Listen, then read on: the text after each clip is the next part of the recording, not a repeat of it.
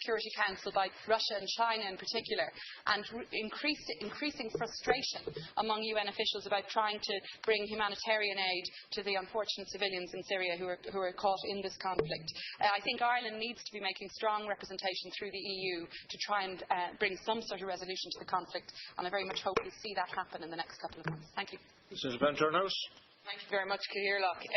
Firstly, I'd like to welcome the proposal by Fianna Fáil to take the health supply and pricing bill all stages today, and certainly something that I would wholeheartedly support. I haven't had an opportunity to discuss it with my group, but I know that there would be much support. I'd like to firstly raise an issue of a report in the papers today of a case that took place in the Dublin Children's Court yesterday about a boy in his mid-teens, and the fact that the HSE could not find accommodation for this boy. This isn't 10 years ago report, this isn't 20 years ago, this is yesterday in our capital city. Judge Gibbons said this young chap patently needs the assistance of something that terms itself the Child Protection Agency. He went on to say it's obvious that the HSE has completely walked away from its responsibility. It is disgraceful, and Judge Gibbons says the HSE has lost the plot, and he was disturbed by their lack of cooperation. As I said, this happened yesterday. I was thinking when I read this report this morning, there's a boy in his mid-teens that we have failed as a state, and I would like the Seanad to send out a clear message that this is totally and utterly unacceptable, and I would call on the leader to express that to the Minister for Children and Youth Affairs. I would also like to raise the issue of child benefit, and I would certainly agree with Senator Bacic. It's an issue that I have done quite a lot of work on, and we get this yet again, let's tax or means test it.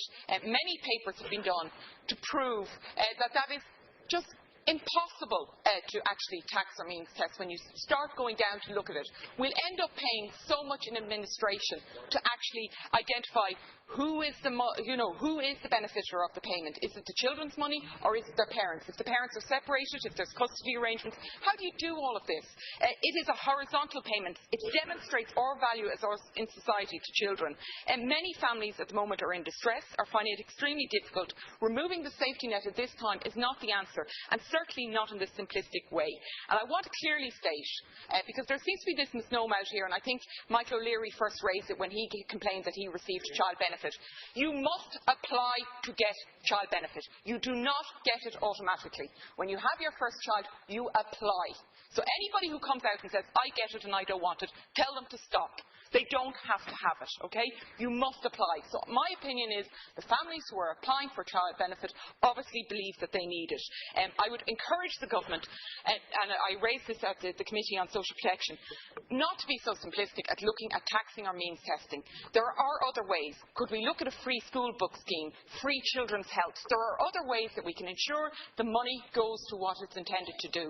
Let's not be so simplistic and look only within one government department. Let's connect government. Senator Norris. Thank you very much, Caoirleach. First of all, I'd like to compliment the leader on the final speech he made yesterday in the presence of Taoiseach Enda Kenny. I think he made a number of extremely valuable points.